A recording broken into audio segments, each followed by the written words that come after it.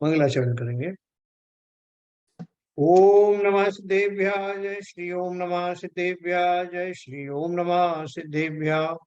मंगलम भगवान वीरो मंगलम गौतमो गणे मंगलम कुंद कुंदाद्यो जैन धर्मोस्तु मंगलम सर्वमंगल मांगल्यम सर्व कल्याण कारकम प्रधानम सर्वधर्माणां जैनम जयतु शासनम जैनम जयतु शासनम जैनम जयतु शासनम। ज्ञानार्णव ग्रंथ के 25वें अध्याय में आर्त ध्यान रौद्र ध्यान का वर्णन हम लोग पढ़ रहे हैं। तो आर्त ध्यान के बारे में कल अपन ने 3 प्रकार का आर्त ध्यान पढ़ा। जो तीसरे नंबर का था रोग वाला, उसको अपन थोड़ा सा उसको फाइनल टच दे करके फिर चौथे नंबर का आर्त ध्यान पढ़ेंगे।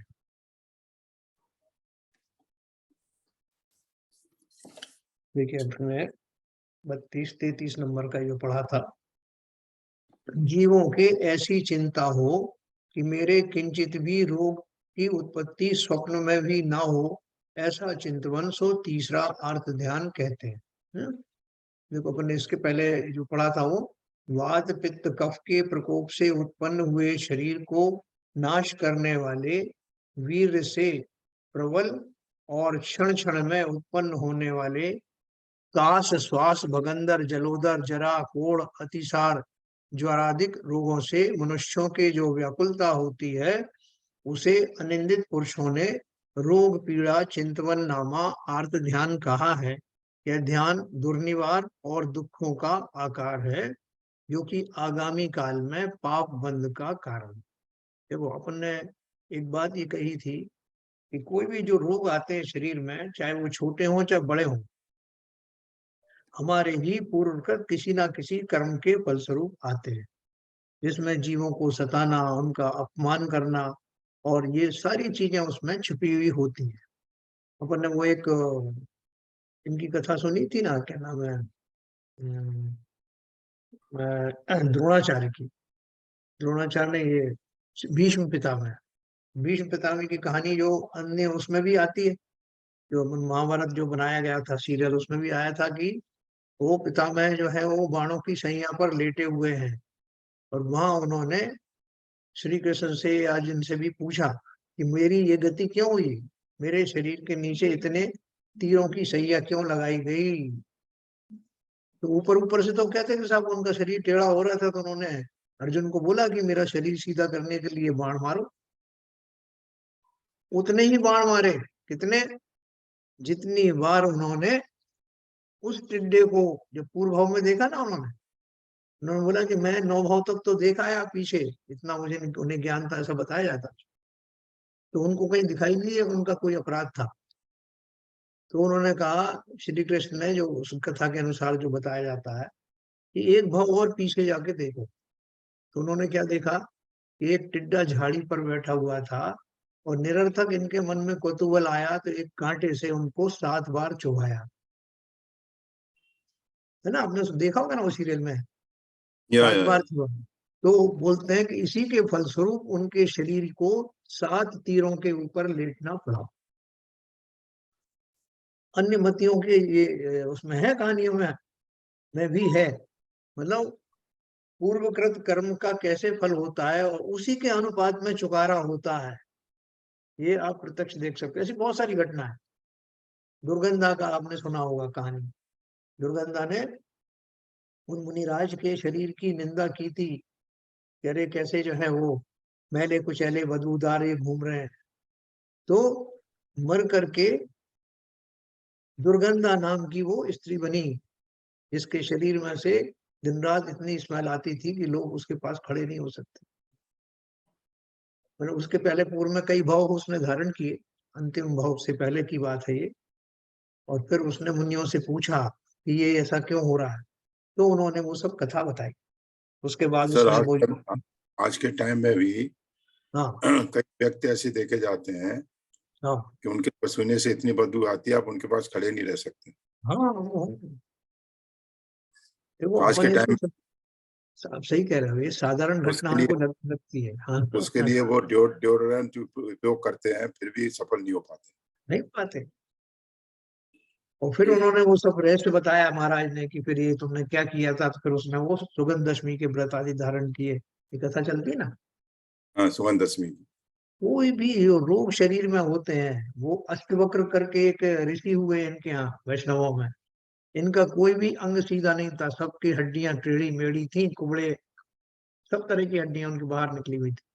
हालांकि विद्वान थे। देखो पैकेज कैसे मिलता है, उन्होंने ज्ञान का अच्छा उपयोग किया था, तो उनको ज्ञान भी यहाँ अच्छा खासा ज्ञान का सूक्ष्म था, लेकिन शरीर के माध्यम से किसी की निंदा आदि की होगी, तो इस भाव में उनका शरीर ऐसा टेढ़ा मेढ़ा बना। शरीर नाम का कर्म जो है, उसके साथ साथ जो जो पैकेज जाते हैं, वो सारे पैकेज में एक एक डिटेलिंग होती है कि कैसा शरीर होगा, क्योंकि हमने क्या किया था पहले, दुर्गंध आएगी कि सुगंध आएगी, कि लंबा होगा कि चौड़ा होगा, कि आपका डाइजेशन सिस्टम कैसा रहेगा, आपको लोगों से गालियां मिलेंगी, सब कुछ निश्चित होता है। कोई भी ऐसा एलिमेंट नहीं होता जो बाई चांस आ जाए। तो इसलिए बहुत सावधान रहना। ये रोगों की उत्पत्ति का जो कारण है, हमारे ही कोई ना कोई खोटे भाव, खोटी क्रियाएं होती हैं, और जिस जिस जाति के जितने जितने तीव्र होते हैं, उतने तीव्र रोग आते हैं। तो अब बात सवाल ये हो गया कि वो रोग आ ही गए हैं शरीर में, तो उनका निवारण करने का भाव सबको आते हैं या किन्हीं किन्हीं को आते हैं। अपन ने पढ़ा था कि जीवों के ऐसी चिंता हो कि मेरे किंचित भी रोग की उत्पत्ति स्वप्न में भी ना हो, ऐसा चिंतवना सो तीसरा अर्थ ध्यान कहते हैं। अपन कहेंगे साहब ये तो सभी सोचते हैं, दुनिया में ऐसा कौन सा है जो ना सोचे कि मेरे को रोग ना हो, और अगर रोग हो तो उसका निवारण हो जाए। लेकिन आपको याद होगी वो प्रसिद्ध कथा, कौन सी, जब श्री कृष्ण जी के राज्य में एक मुनि महाराज आए, जिनको एक विशेष प्रकार का रोग था। उस रोग का पता श्री कृष्ण जी ने राज वैद्य के द्वारा पता लगाया कि महाराज को क्या रोग है। और रोग का पता लगते ही उन्होंने एक विशेष प्रकार के औषधि युक्त लड्डू बनवाए और पूरी द्वारका नगरी में बंटवा दिए कि जहां जहां महाराज का आहार हो, वहां एक ये लड्डू अवश्य दे देना राज्य की तरफ से जो आ रहा, इससे उनकी व्याधि दूर होगी।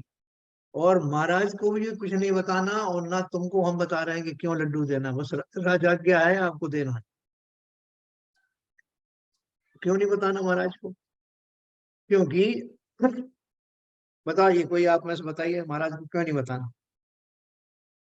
नहीं, महाराज को तो इसलिए नहीं बताना कि महाराज को बताएंगे तो वो लेंगे नहीं। वो लेंगे कहेंगे भाई नहीं। मेरे यस। कर्मों का है, निर्जरा हाँ। हो रही है तो होने दो। यस। तो वो जो आपके प्रश्न का उत्तर, हमारे प्रश्न का जो उत्तर था ना, कि ऐसा भी कोई है क्या जो नहीं चाहता, जो कोई वांछा नहीं करता कि मेरे रोगों का कोई निदान हो जाए, क्योंकि सर एक मैंने सवाल है, हैं? एक सवाल है यहाँ पे। हाँ बोलिए। ये जो इसमें कहा है, ये ऐसी चिंता हो कि मेरे किंचित भी रोग की उत्पत्ति स्वप्न में भी ना हो, जी। तो ये तो आपने तीसरा अर्थ ध्यान बताया। और ये जो पार्ट है, जो रोग शरीर में हो रहे हैं विभिन्न तरह के, उससे जो अर्थदान हो रहा है वो भी तीसरा है कि उसी का पार्ट है ये? हाँ, ये तीन तरह के जो ध्यान अपन अर्थ ध्यान बताए, इसमें तीसरा नंबर का जो था, जो इसलिए तीसरे नंबर में ये दोनों शामिल है। पहला वाला तो हाँ, एक वही है रोग, हाँ, रोग से होने वाली रोगों का पीड़ा। होना, और बिल्कुल बिल्कुल। दूसरा उसके बारे में विचार करना कि ऐसा हो ही ना मेरे। हाँ, ये उसी के दो पार्ट है। ओके ओके ओके है ओके, ना। क्लियर। और देखो दूसरी बात क्या है कि ये जो हमारे मन में भाव आता है कि मेरे शरीर में किंचित भी रोग उत्पन्न ना हो, तो वो दो तरह का चिंतन हो सकता है। एक चिंतन अपन ने अभी किया, क्या किया कि ये रोग किसी ना किसी मेरे ही पूर्वकृत परिणामों के कारण उत्पन्न हुए हैं। तो एक चिंतन तो ये हो सकता है कि मैं सुधर जाऊं और आगे से सावधान रहूं कि मेरे द्वारा ऐसी कोई भूतकाल में भी, भविष्य काल में भी, भूतकाल में, भविष्य काल में, वर्तमान काल में ऐसा कोई भाव ना हो, किसी को सताऊं नहीं, कोई ऐसा भाव नहीं करूं, दूसरों को दुखी करने का भाव ना रखूं, जिससे मुझे ऐसे कर्म का बंध हो। वो तो सार्थक चिंतन है। सही है। लेकिन खाली ये चिंतन ना करके खाली ये कि भैया मेरे को बहुत दुख हो रहा है रोगों से, भगवान करे कि अब ना हो, इसलिए मुझे उपाय बता दो, कोई जड़ी बूटी बता दो, कोई आसन बता दो, ये मैं करूं। तो वहां तो शरीर से मोह प्रकट हो रहा है ना, इसलिए वो सब जो है वो आर्त ध्यान की श्रेणी में आते हैं। देखो हम कुछ भी कहें, हम शरीर में बहुत गहराई तक हमारा मोह बैठा हुआ है, आज का थोड़ी है, अनादिकाल का है। जैसे कल शैलेंद्र जी बोल रहे थे ना, हम कुछ भी चाशनी में शब्दों को बोलते रहे, उससे क्या होने वाला। अंदर में तो आशय यही बैठा हुआ है कि ये मेरा शरीर है, मुझे इसे बचाना है, हर हाल में अच्छा रखना है, स्वस्थ रखना है। किसी ने कहा गंडे ताबीज ले आओ, किसी ने कहा भूत प्रेत उतरवा लो, किसी ने कहा कि शराब दे लो, सब कुछ करने को तैयार है। क्यों? क्योंकि शरीर से इतना ज्यादा मोह है, और वास्तव में शरीर है तो मैं हूं ऐसा मानना है। इसलिए वो चिंतन जाता नहीं, उसी को उन्होंने कैटेगराइज किया है आचार्यों ने कि कौन कौन से भाव जीव के निरंतर होते रहते। तो ये रोग संबंधी आपने समझा, और ऐसे जीवों के बारे में, ऐसे मुनियों के बारे में समझा कि जिन्हें रोग होने के बाद भी उससे कोई द्वेष नहीं। जैसे कल अपन ने वादिराज मुनिराज का पढ़ा था, आज ये मुनिराज का पढ़ा जो श्री कृष्ण जी के यहाँ आए थे, है ना। अगर उन्हें मालूम पड़ जाए कि मुझे औषधि दी जा रही है, तो वो क्या कर देंगे? क्यों कर देंगे? क्योंकि वो समता में है, जो किया है वैसा उदित हो रहा है, उसमें मुझे क्या करना। सीता जी को जब वो जंगल में भेज दिया गया था, तब उनको मालूम पड़ा था कि उन्होंने पूर्व में किसी मुनिराज और आरिका के ऊपर दोष लगाया था, इसका ये फल है। समझ गई वो, उसमें दृष्टि थी। लेकिन वो उस समय आई हुई पीड़ा से किंचित दुख तो अवश्य हुआ, लेकिन तुरंत समझ गई कि मेरा ही पूर्वकृत कर्म के उदय से ये अपवाद मुझे झेलना पड़ रहा है। ज्ञानियों में और अज्ञानियों में यही अंतर है। ज्ञानी समझते हैं कि ये सब कौन कोई कोई सी कर्म का उदय हुआ है, और अगर इसको समता पूर्वक सहन कर लिया जाएगा तो आगे उन कर्मों की संतति चलेगी नहीं। ऐसा भाव हमें भी धारण करना है। हमारे ज्ञानी होने में कौन सी कसर बाकी। कम से कम हम उत्साह पूर्वक इस बात को अगर हम स्वीकार कर रहे हैं, अवश्य ही हमारा ज्ञान के दर कपाट खुलने वाले हैं। इसलिए विश्वास रखना और अपना चिंतन सुधार लेना। देखो अभी चौथे नंबर का अर्थ ध्यान अपन पढ़ते हैं, ये भी और भी जोरदार है।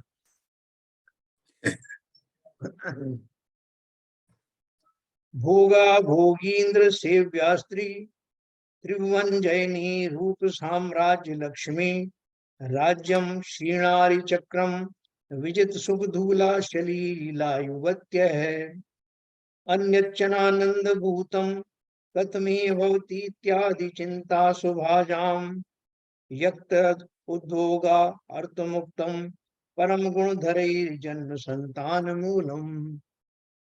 धरणीन्द्र के सेवने योग्य तो भोग, कैसे भोग है? जो धर्मेंद्र आदि जो है, जो उन भोगों को भोगते हैं, मतलब जो उच्च कोटि के देव हैं, वो जिनको जो भोगने योग्य जो भोग हैं वैसे तो भोग, और तीन भुवन को जीतने वाली रूप साम्राज्य की लक्ष्मी, है ना, तथा क्षीण हो गए हैं शत्रुओं के समूह जिसमें ऐसा राज्य, और देवांगनाओं के नृत्य की लीला को जीतने वाली स्त्री इत्यादि और भी आनंद रूप वस्तुएं मेरे कैसे हों, इस प्रकार के चिंतन को परम गुणों को धारण करने वालों ने भोगार्थ नामा चौथा अर्थ ध्यान कहा। जो मैक्सिमम अच्छे से अच्छा हो सकता है उस सब की कामना करना। साहब जो है, मैं तो परिमाण भी जानता नहीं कितना है, बाकी एक थोड़ा सा बता देता हूँ। कोई ने पूछा कि आपको क्या चाहिए, बोले भाई साहब ये जो धर्मेंद्र वगैरह हैं ये भोग भोगते हैं, मतलब जो उच्च कोटि के देव जो हैं वो जो मनुष्यों की तरह भोग भोगते हैं, है ना। ऊपर के स्वर्गों में तो जो मनुष्यों की तरह भोग भोगना बंद हो जाता, लेकिन नीचे जो ये जो है भुवनत्रय आदि के जो देव हैं उनकी बात कर रहे हैं, या नीचे की जो स्वर्ग आदि हैं उनमें जो भोगने वाले जो भोग हैं वो मनुष्यों की तरह भोगे जाते हैं। तो धर्मेंद्र के सेवने योग्य तो है भोग, ऐसे मुझे भोग चाहिए। और रूप साम्राज्य ये सब चाहिए, मेरा रूप भी बहुत सुंदर हो, बहुत सुंदर, और सारे मेरा निष्कंटक राज्य हो, दिव्यांगनाओं का, उत्तम कोटि की दिव्यांगनाओं का समागम हो, और भी जो कुछ हो सकता है पंचेंद्रिय के विषयों में जो बेस्ट पॉसिबल है वो सब मुझे मिल जाए हैं। ऐसा भाव हम सबके अंदर कहीं ना कहीं समाहित है। ये भोग हम तो कैसे ज्ञानी को ही होगा, है। ये भोग तो ज्ञानी को ही होगा, ये वाला, क्योंकि हर किसी को तो ये जानकारी है नहीं है। नहीं, ज्ञानी को तो नहीं होगा सब। हाँ, जो मतलब जिसको, जिसने जिसने अपने जो पुण्य, साथ से पुण्य कमाए हैं पूर्व जन्म में, उनको ये स्थितियां मिलेंगी। मैं तो सही मगर कह रहा हूँ। इसको भोग के फिर वो दूसरी बार बाद में कहाँ जाना है उसको, वो तो कर्म बंदी बताएंगे। नहीं नहीं, बहुत अभी बढ़िया। यहाँ जो कहा है, यहाँ तो ऐसे भोगों की कामना करने को ही अर्थ ध्यान बोला है, करेक्ट। हाँ, तो वो यस। अर्थ ध्यान वही कर सकते हैं जिनको इन चीजों की नॉलेज है कि देव किस प्रकार के होते हैं, किस तरीके की उनके सुख वो होते हैं, कितना उपयोग होता है, किस किस तरीके करते हैं। बाकी हर किसी को तो, जनरल किसी को नहीं मालूम है इतना कि ये किस तरीके से सुख कैसा रहता है। अब देखो, अपन जैसे लोग हैं, अपन को ये सब मालूम है ना, कैसे कैसे भोग हाँ होते हैं और कैसे क्या हो हाँ सकता है। तो अपन ज्ञानी है कि अज्ञानी ज्ञानी में कह सकते हैं कि हम अपने आप को, हाँ, नहीं ज्ञानी तो नहीं है, लेकिन हाँ मतलब जिस देखो थोड़े तो ज्ञान उसमें इन चीजों काफी का, लोगों से ऊपर आ जाते हैं जी देखिए, इन नॉलेज चीजों का में। ज्ञान होना, इन चीजों का ज्ञान होना और ज्ञानी होना, इसमें बहुत अंतर है। हाँ, बिल्कुल सही कहा। नहीं, देखो, कुज्ञान तो हो ही सकता है, ज्ञानी ना नहीं, भी हो। कुज्ञान तो कुज्ञान की बात भी नहीं है। ये तो कुज्ञान ही है ना। हाँ देखो देखो, दो चीजें आपको बताता हूँ। ये जो भुवनेत्र आदि के उसमें जो जीव उत्पन्न होते हैं वो नियम से मिथ्या दृष्टि होते हैं, और जो थोड़े से ऊपर के जो स्वर्ग आदि के जो देव हैं उनमें मिथ्या दृष्टि और सम्यक दृष्टि दोनों ही होते हैं। ठीक है। और जो भोग आदि मिलते हैं जैसे समान मिलते हैं, लेकिन जो मिथ्या दृष्टि जीव है वो उनमें आसक्ति रखते हैं। ये तो हुई बाद की बात, जब मिल गए भोग तब की बात। लेकिन उसके पहले की भूमिकाओं में जैसे हम और आप हैं, हमारे और आपके भी अंतर स्थल में बहुत गहराई में ये सब भाव छुपे हुए हैं। और साथ साथ जो सम्यक दृष्टि जीव भी हैं, उनको भी किंचित ना सही इतना ज्यादा गहरा इनमें राग, लेकिन राग होता है सम्यक दृष्टि जीवों में भी। जब तक कि वो नियम संयम आदि से बंधे नहीं है तो किंचित उनको आर्त ध्यान रहता है, क्योंकि छठवें गुण स्थान तक की भूमिका में ये जाता है। तो इसका अर्थ क्या हुआ कि थोड़ा सा उनमें चिंतन में अलग एक फर्क हो सकता है। जैसे जो एक मिथ्या दृष्टि जीव है उसका तो एकदम स्काई इज द लिमिट, इस तरह के भोग पाने की वांछाएं रहती है। लेकिन जो सम्यक दृष्टि जीव है वो इस तरह की उसकी वो भ्रांतियां नहीं रहती, क्योंकि भेद विज्ञान उसको हो चुका है, इसलिए शरीरों के माध्यम से वो मांगता नहीं है ऐसा। लेकिन अगर मिल जाता है तो उसमें विशेष विशेष उसको हर्ज भी नहीं समझता, मिल गया ठीक है। तो उनके चिंतन में विशेष अंतर है। यह ज्ञानी हम सम्यक दृष्टि को ही सम्यक दृष्टि से ही ज्ञानीपना कहते हैं। इसलिए साहब ने सही कहा कि ज्ञानी का अर्थ जो है, वैसे हम ज्ञान से शून्य नहीं है इसलिए ज्ञानी है। यहाँ तक कि निगोद का जीव भी ज्ञानी है, क्योंकि ज्ञान तो सबके पास है। और हमारा ज्ञान थोड़ा सा आगे बढ़ गया, तब भी हम ज्ञानी ही है। वो ज्ञान के बाद में जो सम्यक दृष्टि जीव है, वहां से वास्तव में ज्ञानी शब्द चरितार्थ होता होता है। है। एक सेकंड होल्ड करना है।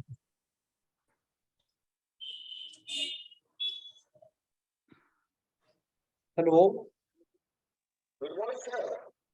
हाँ, गुड मॉर्निंग। हाँ ठीक है सर, आज निकल लेंगे। Thank you sir. हाँ thank you sir, thank you. अपन टच में रहेंगे। Yes yes yes yes. Okay okay okay, thank you sir, thank you.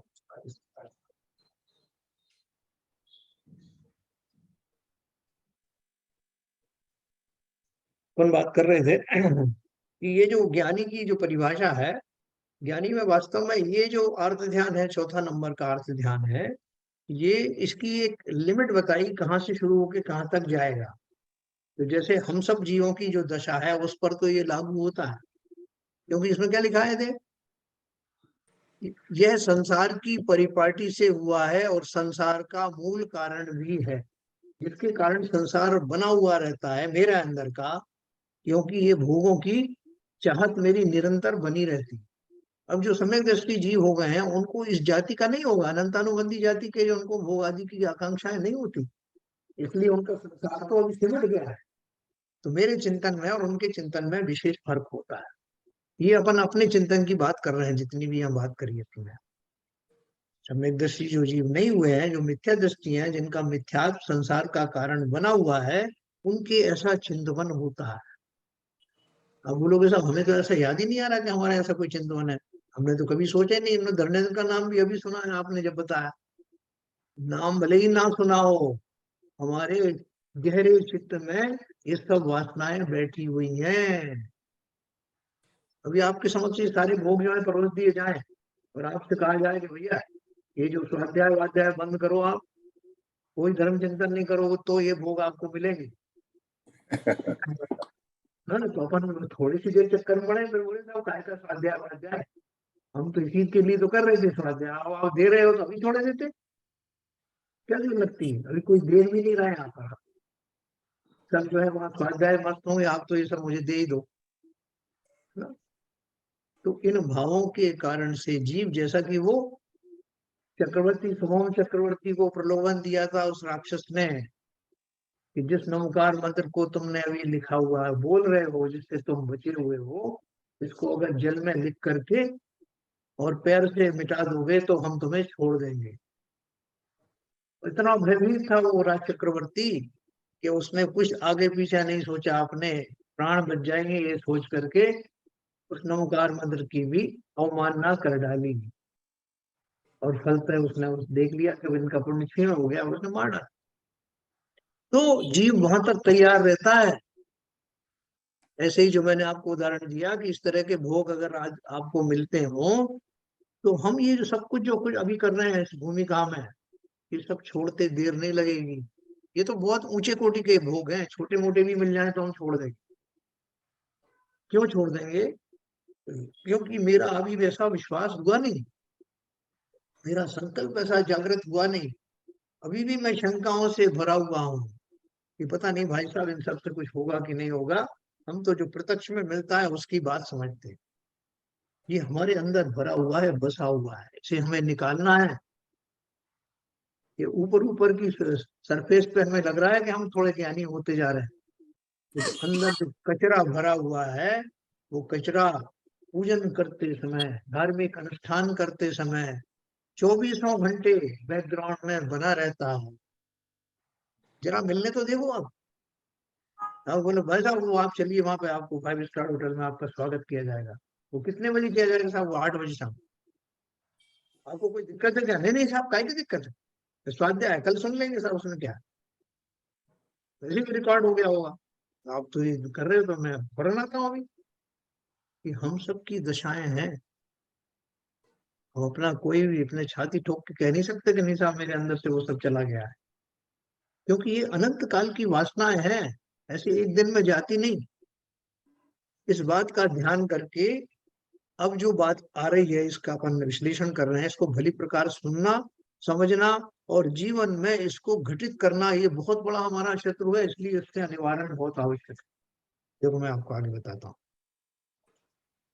तो समस्त प्रकार के भोगों की आकांक्षाओं का होना और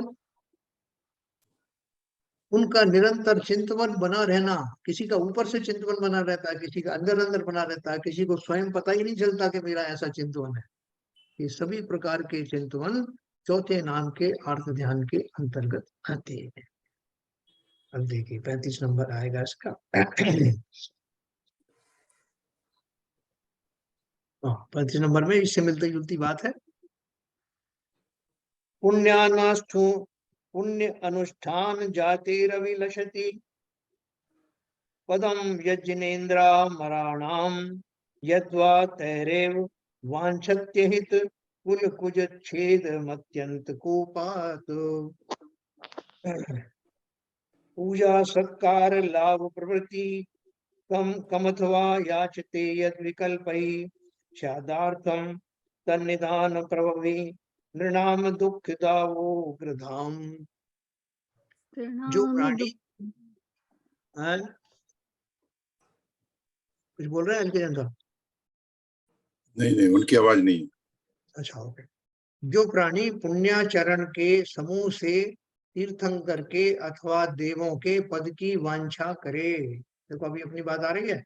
जो प्राणी पुण्य आचरण के समूह से तीर्थंकर के अथवा देवों के पद की वांछा करे, अथवा उन्हीं पुण्य आचरणों से अत्यंत कोप के कारण शत्रु समूह रूपी वृक्षों के उच्छेदने की वांछा करे, तथा उन विकल्पों से अपनी पूजा प्रतिष्ठा लाभादि की याचना करे, उसको निदान जनित आर्त ध्यान कहते हैं। यह ध्यान भी जीवों को दुख रूपी अग्नि का तीव्र स्थान है। क्या कहते हैं, इनमें से कौन कौन से भाव हमारे आते हैं, समझना। जो प्राणी अपने पुण्य के कारण, यानी जो मैं आचरण कर रहा हूँ कि भगवान इस पुण्य के उपलक्ष्य में मुझे देवों की पद मिल जाए, तीर्थंकर पद की कामना करता हूँ। हमें मालूम है नहीं हम तीर्थंकर की कामना, पद की कामना करने में भी कोई दोष है, क्योंकि यहाँ प्रत्यक्ष लिखा हुआ है इन्होंने। ये बात मैंने आपको पहले भी बताई थी करणान योग परिचय में जब आया था। तीर्थंकर वो ही बनते हैं जिन्हें तीर्थंकर बनने की वांछा नहीं होती। और हम तो रोज वो 16 कारण भावना में बहुत ज्यादा खुश हो जाते हैं कि इसको पढ़ लो और एक न एक दिन 16 तीर्थंकर पद पाए। हाँ, हम उसको पढ़ते हैं और अंदर अंदर खुश होते हैं कि साहब उसमें ये भी लिखा है कि लोगों का, पूरे लोक की कामना करना अच्छे की, तो बन जाओगे तीर्थंकर। बहुत भ्रमित होते रहते हैं हम, उन पूजाओं का स्वरूप न जानकर, इन आर्त ध्यानों का स्वरूप न जानकर वैसा चिंतन किया करते। या क्या लिखा है शुभचंद्राचार्य जी, क्या बोल रहे हैं? ये प्राणी, जो प्राणी पुण्य आचरण के बदले में तीर्थंकर के अथवा देवों के पद की वांछा करते हैं, और क्या करते हैं, अथवा उन्हीं पुण्याचरणों से अत्यंत कोप के कारण शत्रु समूह रूपी वृक्षों के उच्छेदने की वांछा करते हैं कि भगवान एक तो ये कि मुझे तीर्थंकर पद दे देना, हाँ? और जब तक नहीं मिले तब तक मैं देवगति में से काम चला लूंगा, वो दे देना। और साथ में जो मेरे शत्रु हैं, जो मुझे नीचा दिखाना चाहते हैं, सारे टाइम मेरे पीछे लगे रहते हैं, और छोटे मोटे शत्रु तो छोड़ो, बड़े बड़े कोई बैरी हैं, पूर्व पूर्व काल के जो मेरा ये शत्रु बने हुए हैं, उन सब का भी निवारण कर देना भगवान। आज मैं आपको डबल अर्घ चढ़ाऊंगा, कल जितना चढ़ाया था मैं और ज्यादा चढ़ाऊंगा। और जरा ये सब थोड़ा सा ध्यान रखना है सबका। और क्या करूंगा, उन विकल्पों से अपनी पूजा प्रतिष्ठा लाभादि की याचना करे। और भी करता हूँ कि भगवान मैंने जो कुछ भी किया है, आपके रोज तो पूजन करता हूँ, मैं रोज आता हूँ, अभिषेक भी करता हूँ, शांति धारा भी करता हूँ, और 2-2 3-3 पूजन भी करता हूँ। एक काम करना, ये तो मैंने लिस्ट आपको ऊपर बताई थी, इसके साथ साथ मेरी प्रतिष्ठा भी होना चाहिए ना, लोग जाने तो सही कि मैं कितनी पूजा करता हूँ। सब में मेरी कीर्ति भी फैला दो, मतलब मेरी लिस्ट खत्म नहीं हो रही। उसको निदान जनित आर्त ध्यान कहते हैं। ये निदान है कि नहीं, वांछा करना। और मैं ये भली बात ही जानता हूं कि मैं कुछ करूंगा तभी कुछ मिलेगा, इसके बदले में तो मांग रहा हूं। बहुत सारे जीव ऐसे भ्रमित होते हैं, बहुत से जो पापी हैं, जो बिल्कुल इन कार्यों में लगे ही नहीं है, वो भी मांगते हैं वैसे तो, लेकिन वो मांगते हैं तब भी इतनी तीव्रता से, इतनी ज्यादा विश्वास पूर्वक नहीं मांगते जैसे कि वो पुण्य करने वाले मांगते हैं। कर तो रहा हूं ना आपकी सेवा, अब तो दो। चोर भी चोरी करता है तो वो भी भगवान को चिंतन करता है कि भगवान आज अच्छी चोरी हो, ऐसा मुझे आशीर्वाद दो। मूर्ति के सामने जाता है तो उनके चरण छू के जाता है, उनकी अपनी अपनी जो मूर्तियां हैं। शांतिनाथ भगवान का जो है वो विशेष है, शिष्य था, पूजक था रावण। जिस समय युद्ध के लिए निकला तो उसने भी शांति नाथ भगवान का स्मरण किया, उनकी प्रतिमा स्थापित कर रखी थी उसने। और उधर रामचंद्र जी आदि भी निकले तो उन्होंने भी अपने आराध्य की का चिंतन किया। चिंतन तो सबने किया, लेकिन किसके क्या भाव थे, किसको क्या आकांक्षाएं थी, कोई खोटी अभिलाषाएं थी, किसी को संसार संबंधी आकांक्षाएं थी, किसी को शरीर संबंधी थी। बहुत वैरायटी है इन सब की, अर्थ ध्यान की। ये अर्थ ध्यान का ये जहाँ पर वो एक छोटा सा ये खाली लक्षण दिया है, इस जाति के कितने ही विशाल रूप से विशद रूप से चिंतन मेरे मन में बना रहता है, निरंतर बना रहता है। जब कोई संकट आता है सामने, तब मैं खाली उसका प्रयोग करता देखा जाता हूँ, हे भगवान बचा लेना, देखो क्या हो रहा। सहज ही में ऐसे भाव आते हैं, इसमें अपन कोई वो भी नहीं बोल रहे कि मेरे ऊपर कोई संकट आया है, कुछ हुआ है तो, या मेरा कोई मरीज जो है अस्पताल में एडमिट है, तो बैठे बैठे मैं ये चिंतन कर भगवान उसको ठीक कर देना। हे भगवान, अगर मैंने पहले कुछ पुण्य किए हैं और मैं आपकी पूजन करता हूँ, तो इसके फलस्वरूप मेरी ये दुश्चिंताएं दूर कर देना। ऐसे भाव सामान्य तौर पर सभी मिथ्या दृष्टियों को आते रहते हैं, बने रहते। तो अभी आप ये कह सकते हो ऐसा, इसमें हर्ज क्या है? ऐसा चिंतन करना, ऐसी कामनाएं करने में हर्ज क्या है? इसको क्यों अर्थ ध्यान की कैटेगरी में डाल रहे हो? तो ये अपन सब थोड़ा इसके ऊपर चर्चा करेंगे कि ये अर्थ ध्यान की कैटेगरी में कैसे आते हैं, है ना। इसमें एक और इस दोहा में पढ़ूंगा, फिर अपन चिंतन करेंगे इसका। तो उन्होंने ये लिखा है, जो प्राणी पुण्याचरण के समूह से तीर्थंकर के अथवा देवों के पद की वांछा करे, अथवा उन्हीं पुण्याचरणों से अत्यंत कोप के कारण शत्रु समूह रूपी वृक्षों के उच्छेदने की वांछा करे, तथा उन विकल्पों से अपनी पूजा प्रतिष्ठा लाभादिक की याचना करे, उसको निदान जनित आर्त ध्यान कहते हैं। यह ध्यान भी जीवों को दुख रूपी अग्नि का तीव्र स्थान है, जो मैं मंदिर में रोज मांगता हूँ। एक और पढ़ेंगे 36 नंबर।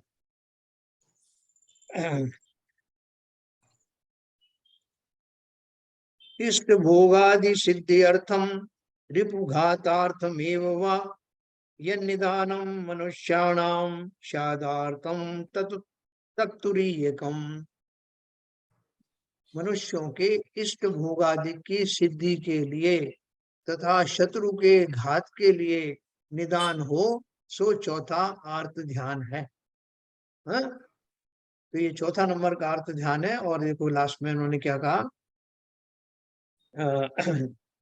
इत्थम चतुर्भी प्रतितेर विकल्प पैरातम समासादि ही प्रणीतम अनंत जीवाशय भेद भिन्नम ब्रूते समग्रम यदि वीरनाथ है।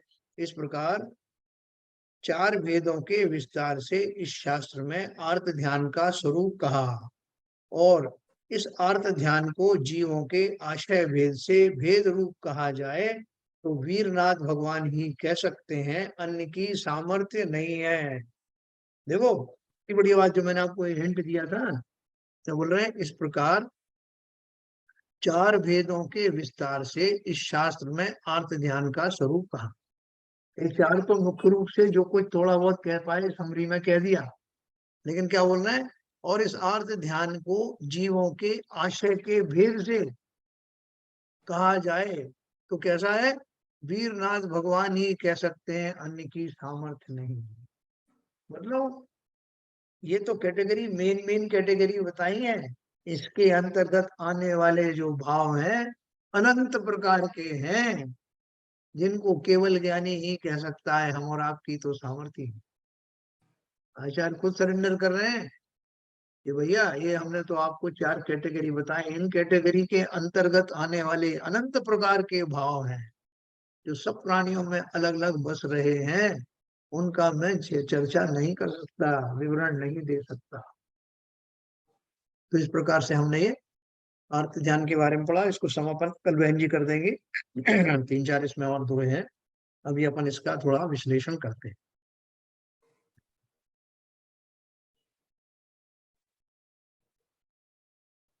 हाँ सर, तो ये समझ में आया हमको, ये निदान वाला हम करते हैं कि नहीं करते? किसी को लगता है कि हम नहीं करते? सब करते हैं साहब।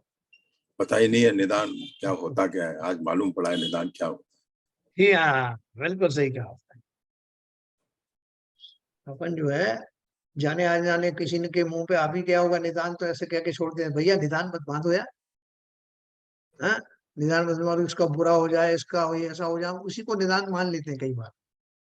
लेकिन है। ये निदान सब शब्द की मान मुंह से कहे ना कहे, संस्कार इतने गहरे बैठे हुए हैं, इस तरह के विचार तो आते ही हैं। क्या शैलेंद्र जी, आपको तो कोई निदान है नहीं? ऐसा नहीं है सर। लेकिन थोड़े से संस्कार हमारी अम्मा थी, उन्होंने डाले हैं। तो जी जो हम लोग वो बहुत बहुत क्लैरिटी से उस टाइम में समझा दी गई थी कि आपको बनना है मतलब आपको बनना है हम जैसा, बाकी वो तो कुछ देने आएँगे नहीं आपको। तो वो एक्सपेक्टेशन हमारी बचपन से बहुत क्लैरिटी से उन्होंने कर दी थी।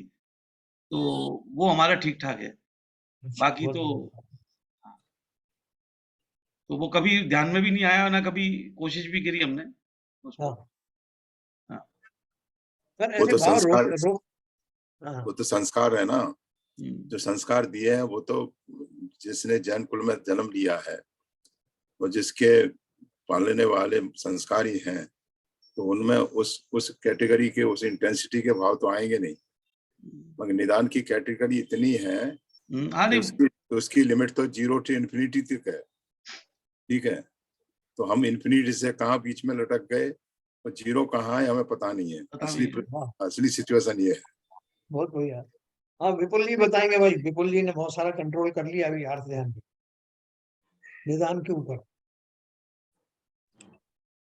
नहीं सर, इसमें बहुत क्लैरिटी आई कि निदान जैसे वो जो लास्ट में बोला ना, बहुत अनंत लेवल हो सकते हैं, वो बिल्कुल मुझे सही लग रहा है। बिकॉज निदान तो किसी ना किसी रूप में हम सभी करते हैं, लेकिन लेवल अलग अलग है। कोई भौतिक सुखों के लिए करता है, लेकिन कुछ लोग आध्यात्म के रूप के लिए भी वो भी निदानी है। मुझे मोक्ष जाना है तो वो एक अलग टाइप का एक तरह से है तो निदानी।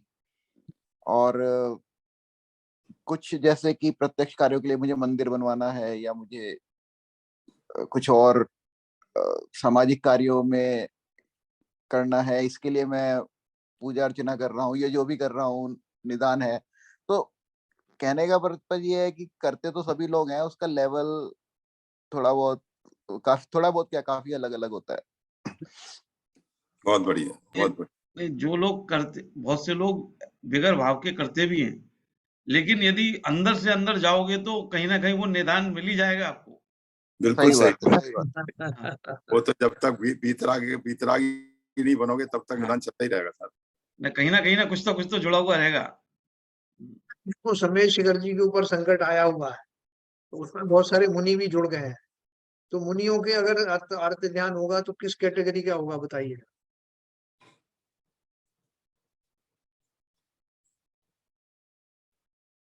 उनके भी होगा ना, छठवें गुण स्थान तक सद्भाव पाया जाता है। वो तो अर्थ ध्यान तो कर ही रहे हैं सर। हाँ, वो क्या कर रहे हैं, कैसा चिंतन उनका चल रहा होगा? वो चौथी कैटेगरी का है सर। नहीं, उनको बनना कुछ नहीं है, लेकिन ऐसी कामना कि ये जो संकट आया है वो दूर हो जाए। यस। ये भी ये एक तो अर्थ ध्यान है, भले कोई सी उसको हल्का फुल्का मानो मगर है। नहीं है, चौथी कैटेगरी का ही है ना सर। हाँ, हाँ, हाँ, चौथी कैटेगरी में है, बिल्कुल है। तो अर्थ चौथी ध्यान तो कैटेगरी है ही। बहुत व्यापक है चौथी कैटेगरी। सर एक मुनि का मैं प्रवचन सुन रहा था, जी मतलब उनकी उद्घोषणा सुन रहा था, प्रवचन नहीं कहना चाहिए। हाँ, वो तो इस तरह के उनके उद्बोधन थे जैसे जो ओवैसी के होते हैं। हाँ, हाँ, तो वो तो अर्थ ध्यान किस कैटेगरी का रहा होगा आप समझ सकते हो। हाँ, हाँ, जिसमें उन्होंने शस्त्र तलवार वगैरह भी उठाने की बात करी थी, ये सब तो था। Yes yes. और जब के एक वहां से जयपुर से मुनि महाराज ने जो सुनील सागर महाराज ने उद्बोधन किया था, वो बहुत ही बैलेंस था। जहाँ पे उनके अधीनस्थ एक मुनि का समाधि हो गई है 5 दिन के अंदर। हाँ, हाँ, तो दोनों अनशन पे बैठे थे, 5 दिन में समाधि हो गई है। उसके ऊपर उन्होंने उद्बोधन दिया, वो बहुत ही बैलेंस था। बराबर। सुनील सागर जी के बारे में ऐसा है कि बहुत कम उम्र में आचार्य बने हैं हाँ, और वास्तव में मुनि हैं और आगे बहुत आगे जाने वाले हैं। नहीं आप वही है। उनसे बैठो, मिलो तो बहुत मतलब उनके चेहरे पे हमेशा प्रसन्नता रहती है। नहीं, वो बहुत ही तो ज्ञानी। मैं वही तो कह रहा हूँ शैलेंद्र जी, उनका उद्बोधन मैंने टीवी पे सुना, मैं बहुत बहुत बहुत ज्यादा मतलब संतुष्ट हुआ कि उन्होंने कुछ शब्दों में इतनी अच्छी बात कह दी और जिसमें कोई मतलब ऐसा नहीं था उत्तेजना रही हो या उत्तेजना पैदा की हो। भावों में क्षमता के साथ उन्होंने बात रखी अपनी, और कोई बात नहीं थी जो दूसरे मुनि ने कही थी कि तलवार उठा लो, ये कर दो, वो कर दो। सनमत सागर जी महाराज का बहुत बड़ा संघ था। यस, कम से कम 40-45 मुनि थे उनमें, ना और मालूम। इनको इतनी कम उम्र में आचार्य की पदवी मिली है, ये कोई छोटी बात नहीं है। सही बात है, हमने भी सुना उनको हमें खारगर में। तो बहुत बढ़िया ये रहा। तो कुछ और लोग अपना विचार बताएं, हरभजन साहब बताएं कि आर्त ध्यान हमारा कैसे कम करें। है तो हम सबका ये अपन स्वीकार कर चुके हैं, लेकिन कैसे कम किया जाए। आपने आपने एक और चीज इसमें जोड़ दी है कि व्रत अनुष्ठान इत्यादि से जो होता है वो निदान में हो जाता है, तो किसी भी तरह का आर्त ध्यान से बच तो नहीं सकते हम। वो तो हाँ, देखिए व्रत बाकी तो ये सही है का स्टेप योग योग वाले जो है हम लोग सोचते रहते हैं वो ठीक है, लेकिन हाँ निदान भी जो है, रोग पीड़ा सबको होती रहती है, कहीं ना कहीं रोग तो चलते हैं ना। तो निदान तो फिर उसी एक लास्ट कैटेगरी थी जिसमें धार्मिक अनुष्ठान वगैरह का था, जिसमें कुछ कर सकते थे। उसमें भी मैंने चिंतन कर लिया कि भाई नहीं, मैं 1 लाख जाप करूंगा तो ये बीमारी दूर हो जाएगी, इतना अनुष्ठान करूंगा, शांति विधान करूंगा तो ये हो जाएगा। तो कहीं बच तो नहीं पाते हैं सब। देखो एक, लेकिन एक ज्ञानी है, वो ये नियम संयम को धारण करता है, निष्प्रय भाव से धारण करता है।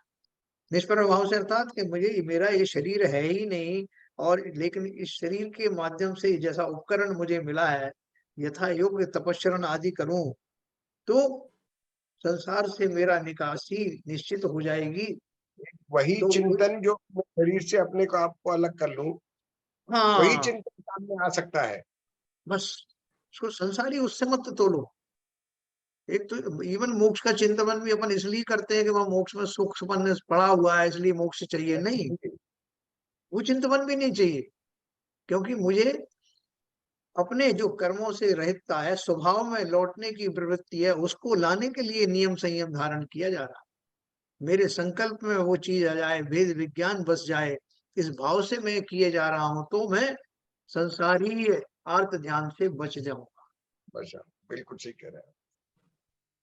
और आज से देखो, हम जब अभी तक अपन अज्ञान में थे, हमें मालूम नहीं था, हमको लग रहा था ऐसा मांगने में क्या हर्ज है।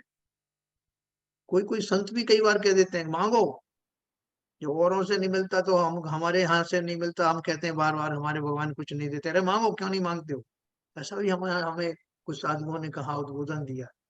लेकिन वास्तव में वो ऊपर ऊपर से स्थूल बात है।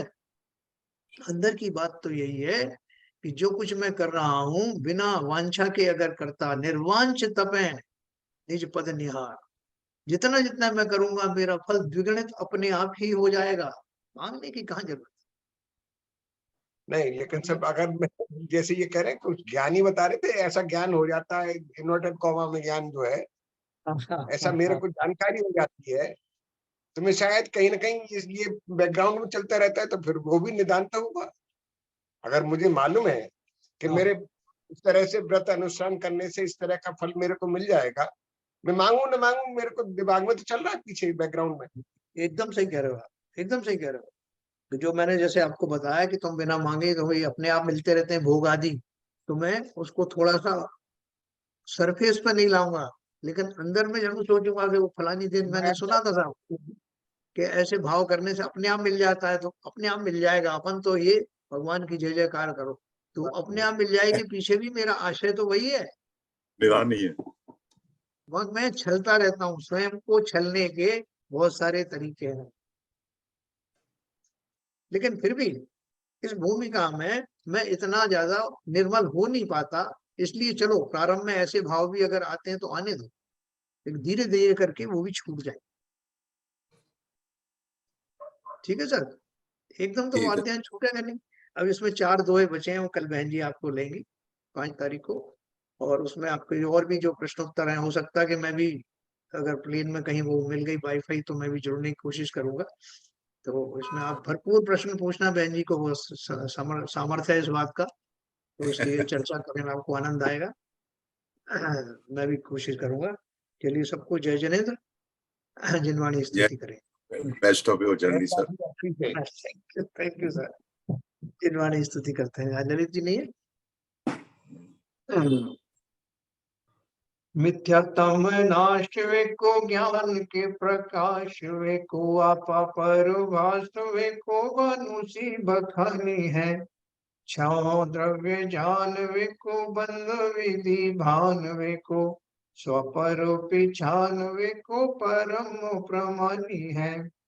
अनुभव बताए वे को जीव के जताए वे को काहू न सताए वे को भव्य उर्यानी है।